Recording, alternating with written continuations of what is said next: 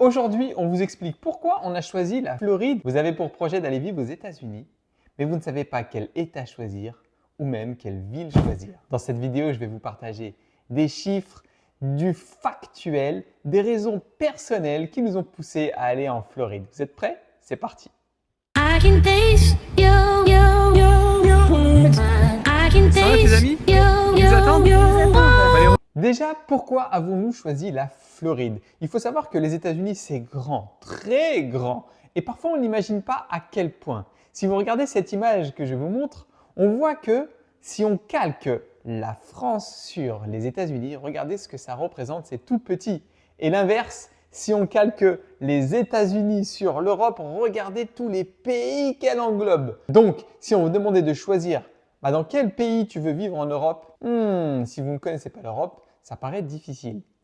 Pour les États-Unis, c'est la même chose avec les 50 États. Hey, si tu t'es pas encore abonné à cette chaîne, allez, c'est le moment, fais-le tout de suite. Et n'oublie pas aussi de partager cette vidéo au moins à une personne. Je te fais confiance, hein? Vous le savez, on a vécu presque 4 ans à l'île Maurice. Quand on a vécu au soleil avec de super belles plages, c'est difficile de se séparer de cela. Donc voilà pourquoi déjà la première raison nous a guidés vers la Floride, parce que le temps est agréable toute l'année et il y a des plages magnifiques. C'était important pour nous de choisir encore une destination où il y avait la mer parce qu'on a remarqué que cela a vraiment contribué à augmenter notre capital bonheur pour nous, pour les enfants, pour toute la famille. Ensuite, concernant toujours l'état de la Floride, la fiscalité est avantageuse. Effectivement, c'est un des États où il y a peu de fiscalité. Certains diront 0%. C'est vrai sur certains aspects, mais il ne faut pas oublier qu'il y a deux aspects aux États-Unis concernant les impôts. Il y a les impôts qui concernent l'État et il y a les impôts qui sont fédéraux. Là, ça va concerner l'ensemble des États. Donc, il y aura quand même des impôts à payer, bien sûr, ici, mais on dépassera rarement les 15 à 18% sur ces impôts personnels, ce qui reste très avantageux dans un pays grand et développé comme les États-Unis. Le coût de la vie en Floride est inférieur à la moyenne nationale. Effectivement, ici, par exemple, acheter ou louer une maison est moins cher et avec de belles prestations que sur la moyenne nationale. Si vous allez choisir New York ou Chicago, ça va être cher. Ou en Californie notamment, cela va être très cher.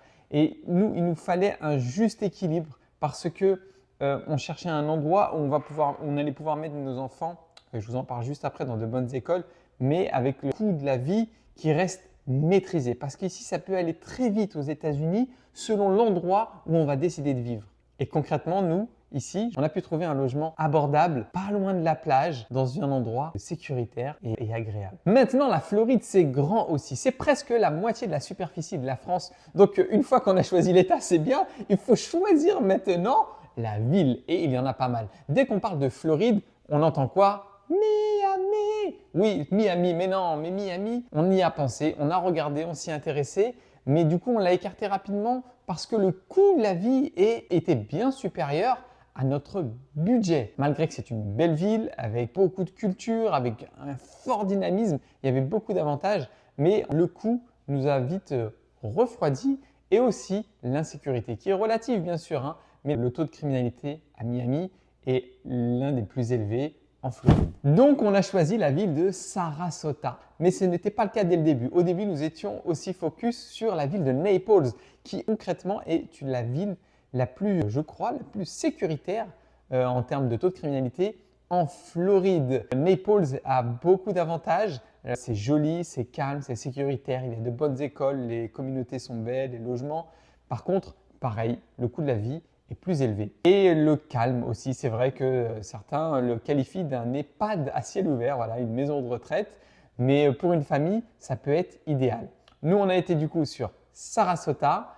Le coût de la vie est un peu inférieur, les logements sont plus abordables, il y a de bonnes écoles et c'est un peu plus dynamique. Mais le taux de criminalité est légèrement supérieur, mais inférieur à Miami. Donc, c'était le juste milieu qu'on a trouvé. Et ce qui nous drivait dès les débuts, c'était quand même de rechercher un endroit où on sait qu'on allait être en sécurité. Voilà, on est une famille, on a des enfants assez jeunes. Donc, c'était pour nous, et c'est toujours une préoccupation première dans cette vidéo, l'éducation.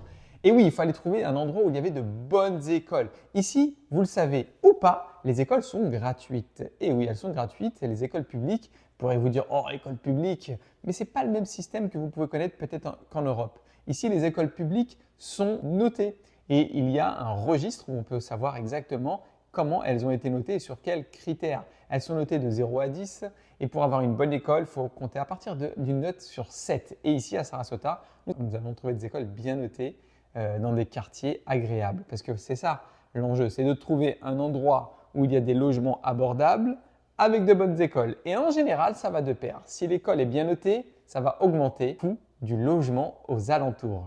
Les notes des écoles auront un impact direct sur le coût des logements à l'achat ou à la location. Ensuite, comme vous le savez, nous sommes des entrepreneurs. Donc ce critère était important. Quel critère? Le critère du dynamisme. Trouver du dynamisme économique. Et il y en a bien plus à Sarasota qu'il y en aurait à Naples. C'est ce qui aussi nous a motivés à venir ici. Voilà, il y a plus de business, il y a plus de monde, il y a plus d'opportunités. Que ce soit business d'ailleurs ou dans le salariat, il y a plus d'opportunités. Il y a du boulot.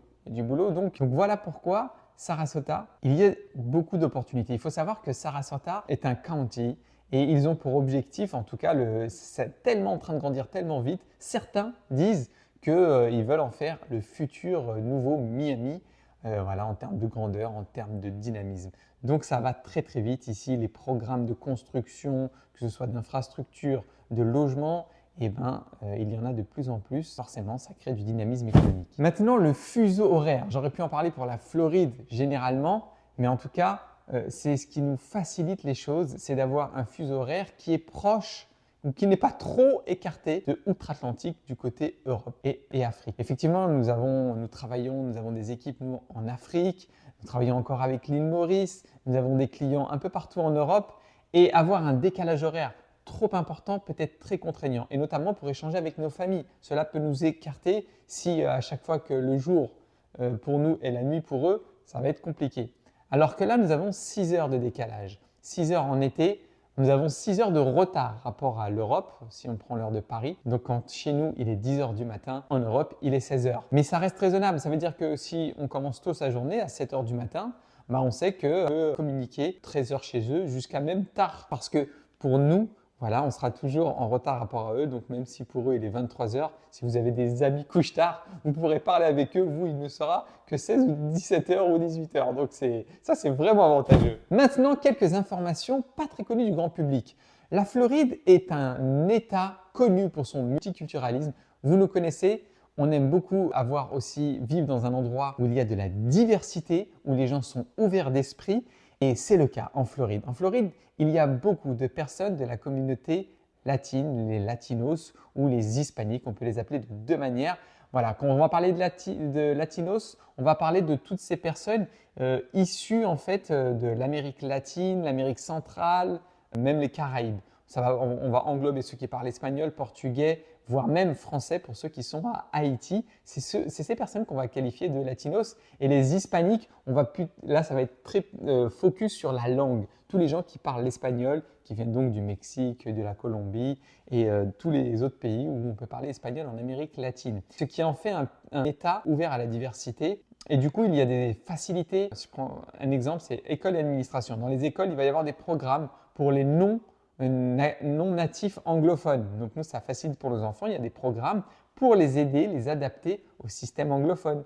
Après, dans les administrations, pareil, il va y avoir des facilités. Ils vont tout traduire, que ce soit en espagnol et parfois en créole haïtien, qui ressemble pas mal au français, donc facile à comprendre. Et ils ont l'habitude d'avoir des étrangers, donc on ne sera pas scruté du regard ou mal accueilli, au contraire. Petite anecdote, quand je suis arrivé, je pensais vraiment que j'allais être celui qui se parle le moins bien anglais. Bon, non, au final, en Floride, il y a beaucoup de personnes qui ne parlent presque pas anglais. Donc au final, j'ai un niveau plutôt élevé rapport à la moyenne des étrangers que j'ai pu croiser. Et ça rassure. Après, on a choisi également Sarasota parce que cette ville est bien située pour les transports, notamment l'aéroport. Que ce soit pour aller visiter les États-Unis ou pour aller retourner en Europe, voir notre famille, nos amis. Et à Sarasota, il y a un aéroport Il est petit, c'est un aéroport local, mais international, puisque c'est très pratique. Et il y a un aéroport à 1 heure de Sarasota, c'est Tampa, et c'est un aéroport international. Du coup, ça nous facilite vraiment que ce soit la venue de notre famille, de nos amis ou nous-mêmes. Après, c'est vrai qu'en vivant à Miami, c'est plus avantageux rapport à ça, puisque les vols, par exemple Londres-Miami, sont moins chers qu'un vol Londres-Tampa.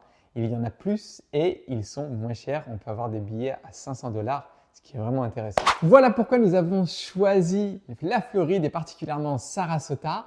Voilà, principalement du coup pour une sécurité, pour un coût de la vie moins élevé que la moyenne, pour des écoles de qualité, pour la proximité avec la plage, pour un temps clément toute l'année et pouvoir profiter toute l'année de sorties simples, balades dans les parcs, aller à la plage, aller se promener même rien que dans la communauté, c'est agréable.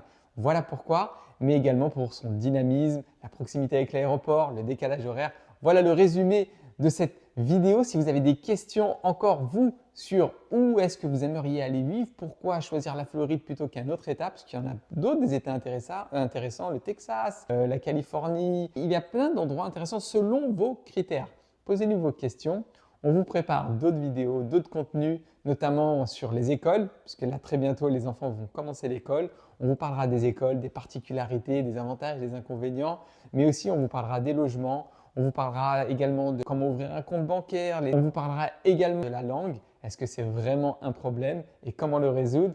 Il y a beaucoup de sujets, beaucoup de contenu. On vous prépare tout cela. Voilà. Mettez-nous en commentaire quels sont les sujets que vous voudriez qu'on aborde. N'oubliez pas de vous abonner à la chaîne, de nous mettre un pouce. Ça permettra au plus grand nombre d'accéder à ce contenu et d'aider ceux qui veulent s'expatrier aux États-Unis. Je vous souhaite une très belle journée. À très bientôt. Bye bye.